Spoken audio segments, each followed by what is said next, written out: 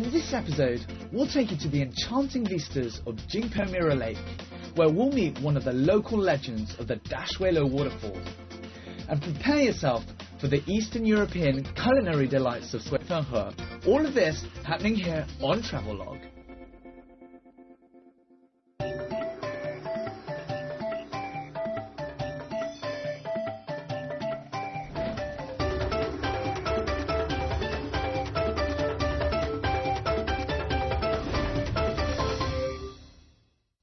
Hi, I've just made it all the way up to Heilongjiang province. And yes, Heilongjiang is mostly famous for its ice sculpting festivals and beautiful winters. But we're here right in the middle of summer, and at this time of year, this place has an altogether different kind of beauty to it. From sparkling mirror lakes all the way to underground lava tunnels and so much more. And if you can't make it in person to Heilongjiang, then we invite you right now to this place to join us on Travelogue and experience it. I'm Gareth Edwards. Welcome to the Heilongjiang series. That's the Mudanjiang River right here. So let's start off in Mudanjiang. Blessed and cursed, as some people might put it, with one of the coldest climates in Asia.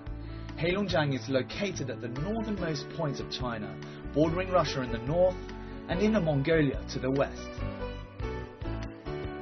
Mudanjiang, which means meandering river, is famous for its fertile lands, rice, timber, mineral deposits and forests.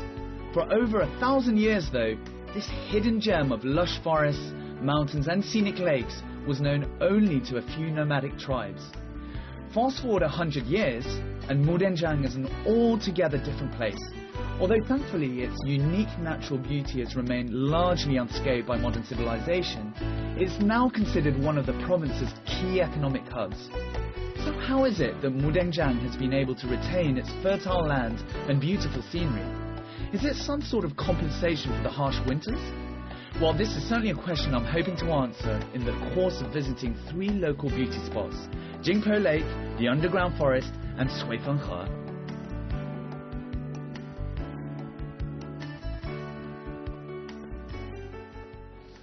Got my ticket for the entrance. We're currently 100 kilometers southwest of Mudanjiang, and just ahead of me is the entrance for Jingpo Lake, which brings in truckloads of Chinese tourists every summer. Let's go in and see why. It takes us round about 2 hours by bus from Mudanjiang city to reach Jingpo Lake, enticingly referred to by the locals as Sparkling Mirror Lake. It's known for its crystal clear and tranquil waters. This right here is the famous Jingpo Lake, which is about 90 square kilometers in size and 45 kilometers in length. And you can either choose to hike along the shoreline, or you can do it the lazy way, which we're going to do, hire a ferry for less than 100 kwai. Come on.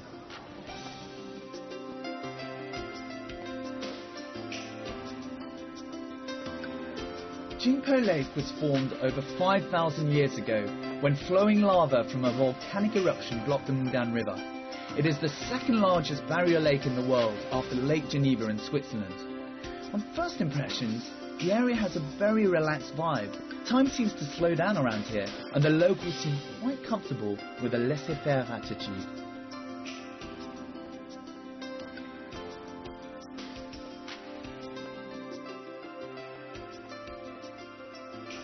So we're currently 350 meters above sea level, and the reflections of the tree-lined shore leave no question as to why this is called Jingpo, which translation is Mirror Lake. The water is tranquil, like a mirror.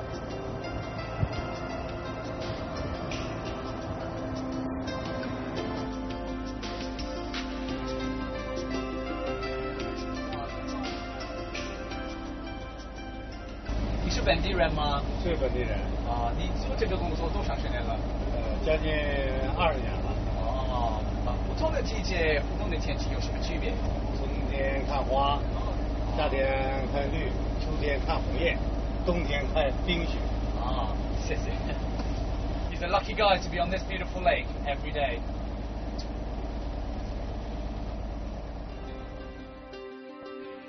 Given that it's off the beaten track, I didn't expect Jingpo Lake to have too many hotels, but people here seem to be really taking to the idea of embracing tourism, and there are hotels aplenty.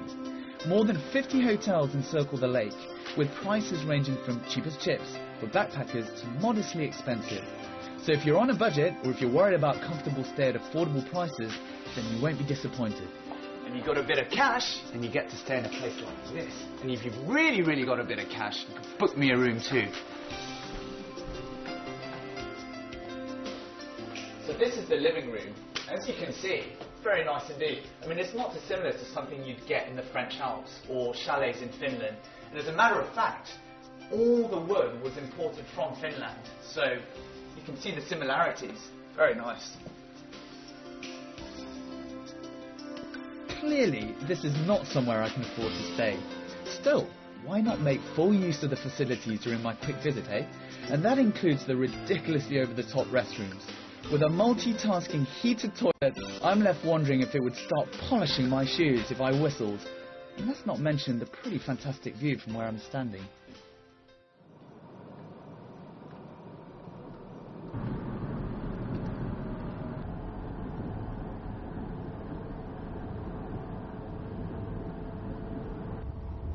Well, we're apparently on our way to a volcano, and allegedly there's a famous forest called the underground forest.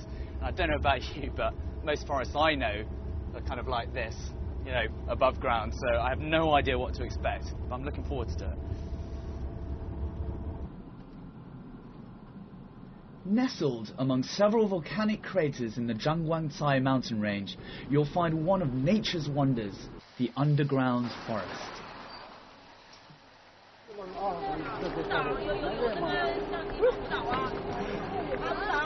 Time to go climbing. In actual fact, in 2006, UNESCO even listed the forest in its global geoparks network. So this is the starting point, and apparently it takes a brisk 1 hour walk to get to the top, so we're going to get going. Also, you can hire a guide here, which we've done. Ni hao. See you at the top.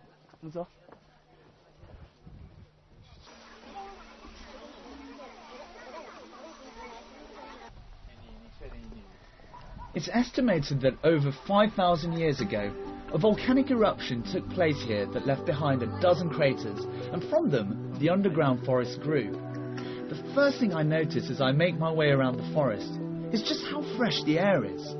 Most of the trees here are several hundred years old and over 20 meters high. There are plenty of routes you can take, but I suggest that whatever happens, you make sure you head up to the third crater, which is the largest. Ready your cameras and prepare yourself for some epic views. Bear with you, mate.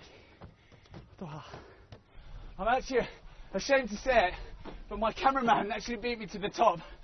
And the reason is, I think it's actually because of this. What a dazzling sight.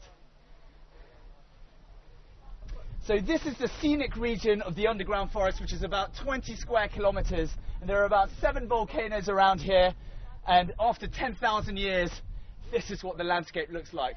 Amazing.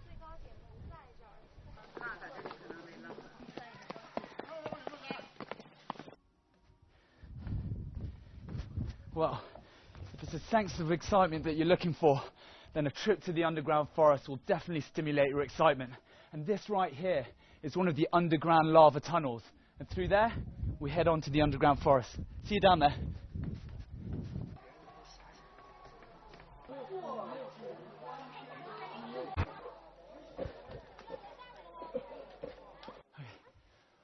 Well, as you can see, we're in the volcanic crater 900 meters from the top, and it's freezing cold. It's like a natural refrigerator. So if you come here, make sure you wear a couple of jumpers.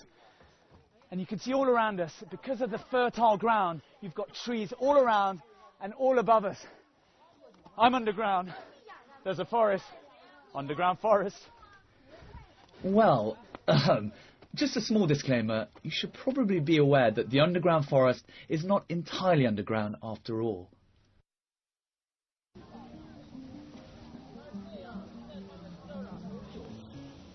So as you can see, on the exit of Jingpo Lake are the famous Diashuelo waterfalls. And apparently it falls around about 4,000 cubic meters of water per second. Quite astonishing. And during the rainy season, it tends to swell up in size. This time of the year, it's the biggest it is.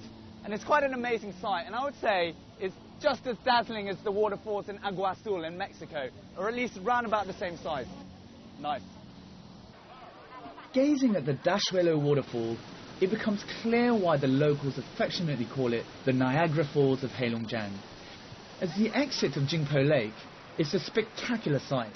It may not be anywhere near as big as its North American counterpart, but what it lacks in size, it more than makes up for in spirit with its roaring waters. Right, so we're about to witness this guy that dives here every day, and he's a bit of a local hero, and even during winter, when it's freezing cold, he sometimes dives up to 2 to 3 times a day. He's coming right now. What amazes me is that Di Huanran has been diving here for over 30 years. He even earned himself a place in the Guinness Book of Records as the world's highest waterfall diver. And what initially started out as an enjoyable, albeit slightly risky pastime, eventually became a way of life for him. And now he earns over 1,000 RMB a day doing dives in front of millions of tourists every year. Look, he's over there. He's just getting ready, wading away across the water. I think he's going to carry on around, and then I can't believe he's actually going to dive off that.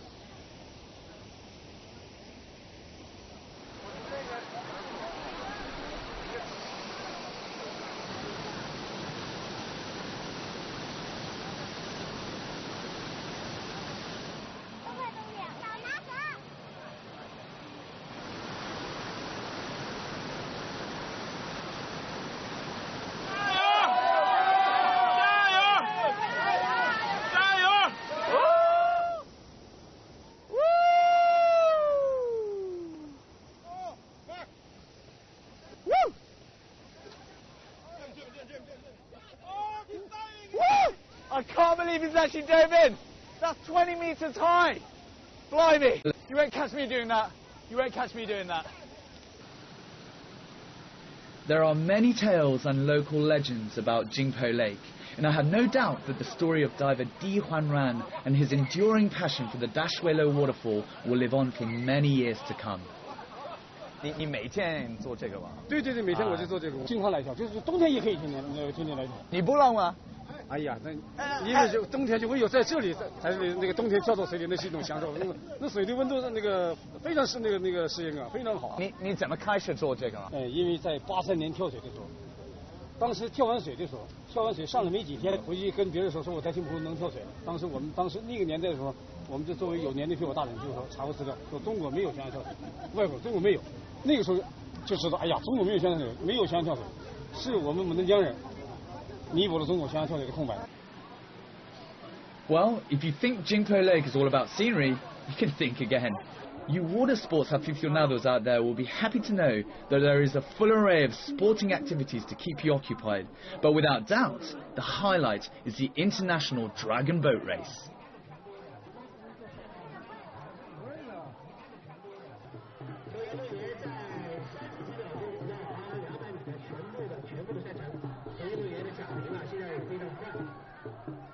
Seeing as we're on the border with Russia, it'd be a real shame not to have a bit of sporting competitive spirit.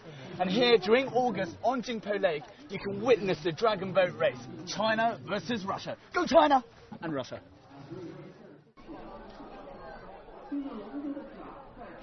The International Dragon Boat Race has only been running for 2 years, but don't think that means it's not already an established fixture. Thousands of people turn up to watch the race. And one thing's for sure, lots of money has been spent on ensuring a world-class quality sporting event. The media is out in force with hundreds of TV reporters and journalists covering the race. The locals are keen to attract as many tourists as possible, and why not? With big crowds and the teams ready to battle it out, there's a real energy in the air. And this is not only a fun spectacle to watch, but also a great example of cultural exchange. The locals revel in the opportunity to mingle with their Eastern European neighbours in a spirit of competitive camaraderie.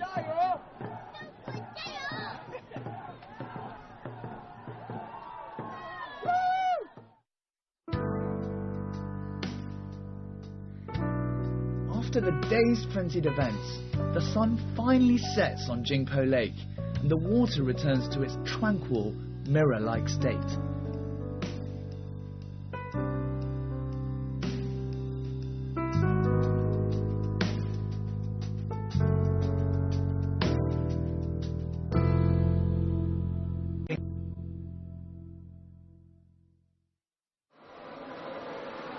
As Heilongjiang is mostly far removed from the coast, eating fish has for centuries been somewhat of a rarity. However, Jingpo Lake is a great source of food for people in and around Mudanjiang. It provides more than 40 different kinds of fish, including silver carp, red-tailed fish and rainbow trout. What really surprises me is not so much the variety of the fish, but the size of the dishes, which seem to be twice as big as anything you might get in other parts of China. No joke. In Dongbei, which means the northeast, this is what the local hospitality and cuisine is all about.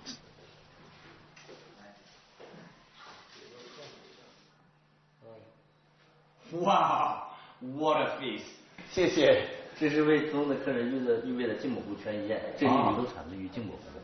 这个是这个汤头，这个是鲫鱼，这是草根，这是鲤鱼，这是金樽，这是白鲢，这是白鱼子，这是金蘑菇特产红尾鱼，啊，大家都能快尝尝啊，来，大家都快吃，夹可以是吧？啊，来，谢谢。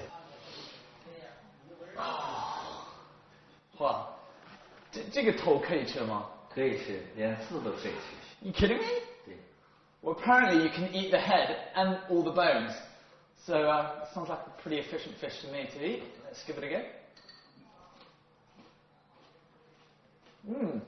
Yeah, salty, fried. I'll tell you what. I'm going to eat all of it right now. Well, in extremely harsh and cold climates, people tend to develop a strong drinking culture. There's Russia, for example, and China's northeast is no exception.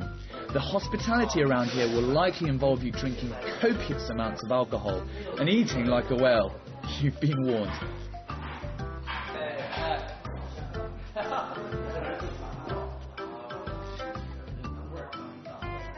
Whew, I am completely stuffed. I've got to say, I knew that I was going to have to eat a lot of fish if I came to the northeast, but I've never in my life had so many different kinds of fish in one sitting. There's 1, 2, 3, 4, 5, 6, 7 that I can see of, most of which are larger than my arm, and I think I've eaten enough fish to last me, well, at least for the next year. 谢谢，很好吃。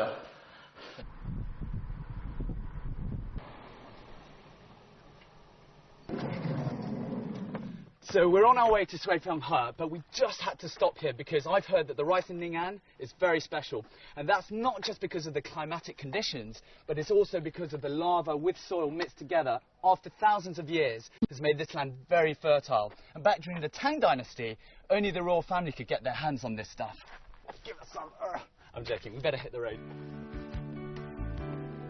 It's not just the rice in Ning'an County that's famous, but also the rice in Heilongjiang as a whole. Every year, 10 million tons of rice is produced here. So as we continue our bus ride to Suifenghe, my thoughts turn back to the question I posed at the start of the episode. What is the big secret behind Mudanjiang retaining its fertile land, lush forests and scenic lakes? Well, the answer seems to reside in the volcanoes. Over 5,000 years ago, volcanic eruptions blocked the Mudan River, which created lakes like Jingpo Lake. And it was the rich minerals contained in the magma that helped create some of the most fertile land in China.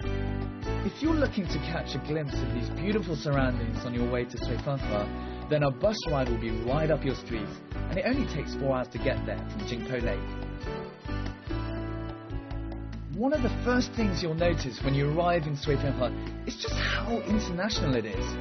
The streets are filled with Eastern European style buildings, and everywhere you look, you'll find people of all races wandering around.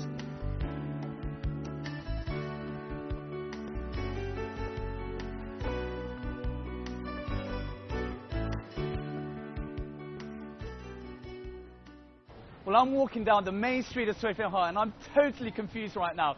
The street signs are in Russian, the buildings look Russian. I've had Chinese-looking people come up to me and speak in Russian as well. But I can guarantee we still are in China.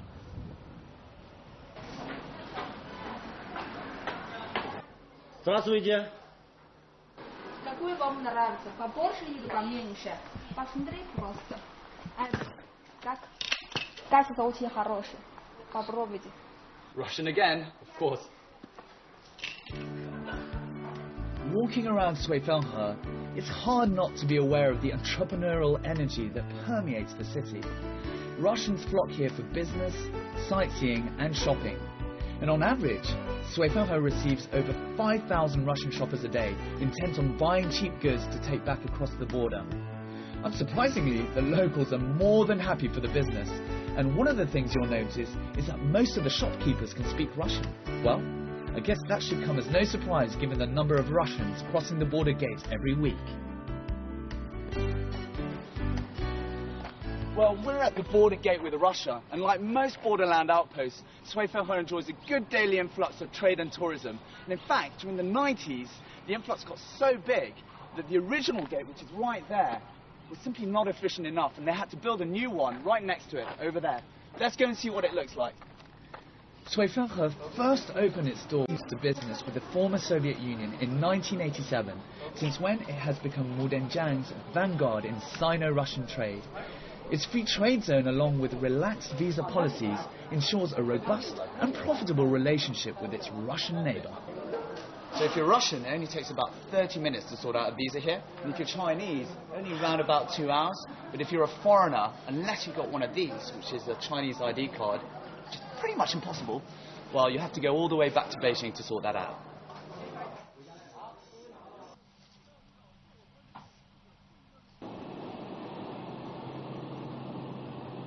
Given that Russia is only a stone's throw away, I thought it would be interesting to check out the Russian cuisine in Suifenhe.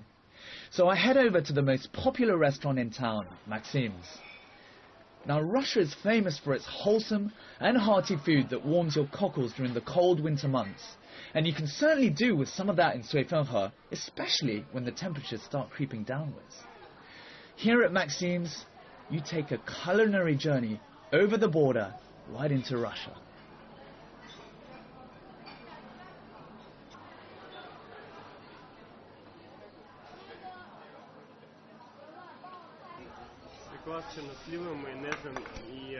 Oh, siva. Well, you don't have to go all the way to Russia to enjoy a good Russian meal. In Suifenhe, you've got a lot of restaurants like this where you can enjoy good traditional Russian cuisine. And Maxim's, this place, is probably the most famous one of them all. And look around, it's only 5 o'clock, and this place is absolutely packed. We better get our orders in before the food runs out. Hey.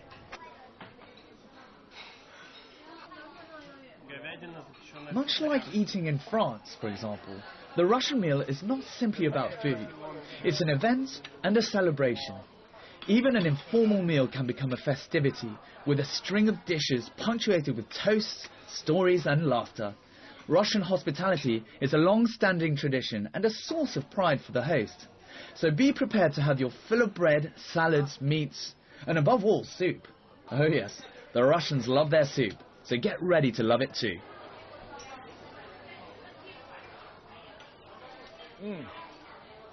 I've got to say, I've had a lot of Russian food before in Beijing, but for some reason the food here in the borderland next to Russia, it just tastes slightly more pronounced.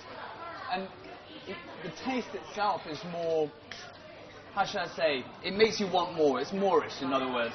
And it's more salty. It's quite a hearty feel after the meal. In other words, what I'm trying to say is that it's real Russian food.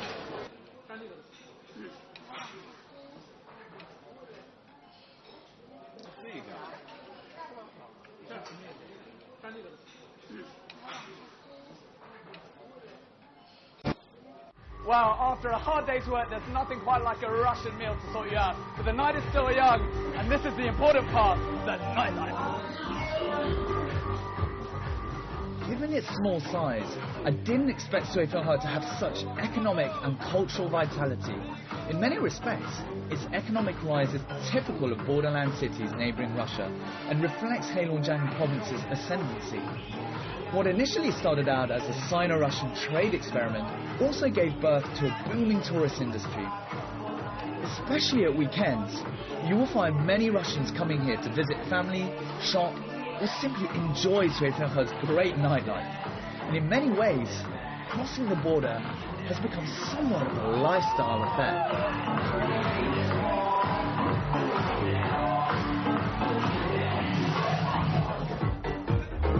Well, it's been an action-packed episode, and we managed to make it to Jingpo Scenic Lake, and on top of that, we witnessed the dragon boat race between China and Russia. And Sui-Ben-Ha, well, what can I say? None of the guidebooks said very much about this place, but the mix of Chinese and Russians in a prosperous city like this makes it a very lively place to live. This place officially rocks in my books. I'm Gareth Edwards, I hope you've enjoyed the show, and I'll catch you next time on another episode of Travelogue. Gambi, Canada.